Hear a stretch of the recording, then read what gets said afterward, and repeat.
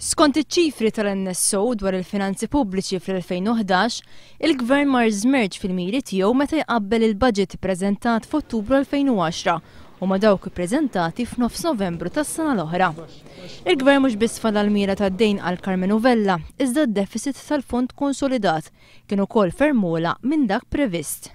Dan minkejja li l-Gvern ippospona x'infiq għal Jannar 2012 b'tali mod li ma tinġibitx l-attenzjoni tal-Kummissjoni Ewropea. Id-deficit tal-Gvern fl-2011 spiċċa 23 miljun euro, jew kważi 12% akbar minn dak previst.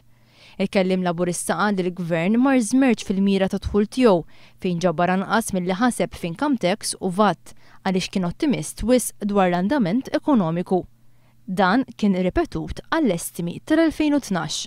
Il-Gvern qed jerġa' jirripeti l-istess żball illi rrepeta s-sena l-oħra. Għal budget ta' din is-sena li qegħdin fiha jiena nibża li se jerġa' jiġrilna l-istess. Infatti, il-Partit Laburista kien wissa lill gvern li għandu l-figuri tiegħu għal budget ta' din is-sena ottimisti żejjed u dan għalitulu wkoll anki l-Kummissjoni Ewropea.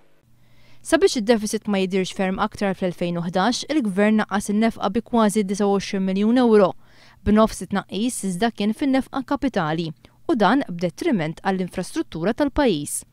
Carmenu Vella jgħid li meta wieħed iqabbel mal-istima magħmula fil-budget ippreżentat f'Ottubru tal-2010, id-dejn tal-Gvern illum jirriżulta li hu kważi 97 miljun akbar mill-mira. Dawn ir-riżultati finanzjarji tal-Gvern għal-2011 jagħtu prova kemm min kien jiftaħar bil-pari dejn sodi fil-verità wara faqar kbir fil-kontroll tal-finanzi pubbliċi. Speċjalment jgħid Carmenu Vella kif juru r-riżultati finanzjarji fl-ewwel xarejn tal-2012 fejn huwa ċar li biex jilħaq il-mira tiegħu għal-2012 irid jaqta' n-nefqa tiegħu mhux b'40 miljun euro iżda b'100 miljun euro.